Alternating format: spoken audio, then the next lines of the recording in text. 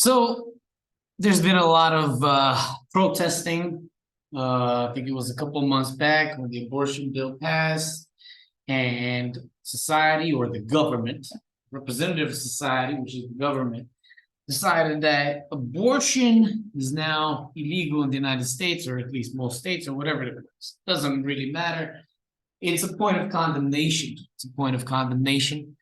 And I don't think anybody really wants to kill a baby, but a lot of people came out on the streets and protested against the decision. And in their emotional outrage for the decision, they said, well, we love killing babies. We would kill babies any day. Now, life is beautiful. Babies give us hope. And we know this in practice. They give us hope from living. We know that people give us hope. Without people, you wouldn't even want to live. I mean, just look at cabin fever. You know, you get stuck in a cabin for too long and you want to die. You want to kill yourself. So we know babies are actually a source of hope. We know people are a source of hope. We don't want to kill necessarily, but we settle for killing when we don't get what we need, right? And this is what we need. We need respect. And when somebody says, well, you know, we have allowed for a culture in the West of whoring around, and everybody's a fucking whore. Everybody's been through 20, 40, 50 fucking dicks, you know, and you've allowed it for so long.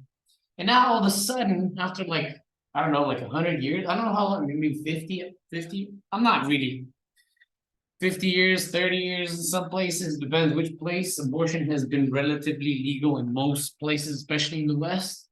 And now you're going to come out with this decision and say, well, we're going to condemn you and you are now a criminal, and essentially implying that you were a murderer of babies even before the decision was made. We all thought about it. We all thought that you were a murdering fucking psycho killing babies. But we're not going to come out and make a law about it, even though we've allowed it for so long. And this is a personal issue to me, because I had a girlfriend a long time ago, and she did commit abortion. Now, I was very passive about that decision, and I regret it. I regret the fact that it happened, and I think that's one of the reasons why I avoid having, you know, a relationship with somebody who I'm not willing to have a baby with. Even if I remotely think that, oh my God, I might actually have sex, then make a baby, and then that baby be unwanted in any way, then I don't want to even have the sex. I mean, I love sex. I'm good at it. I might add. But I'm not gonna like have even the possibility of that same thing happening, where my girlfriend was crying.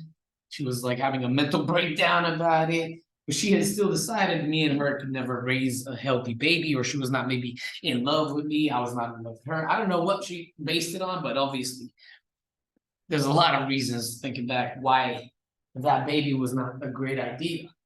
But then the sex also was not a great idea. And society does not teach you how to get to a position where you're with somebody, and it shouldn't teach you.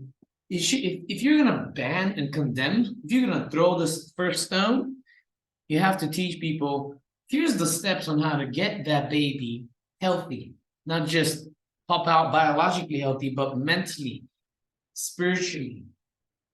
Everything should be healthy. This shouldn't be just a baby popping out. Society's hands off on the responsibility part, but hey, when it comes to condemning you, they have a lot of resource to condemn you. In fact, that's all they do. That useless society is why, I mean, you can call these people demon possessed, but I see them as justified for why they're snapping. They're snapping for a good reason. How they're snapping doesn't, you know, it's another conversation. Obviously, it's very offensive, but they're justified. They have a point.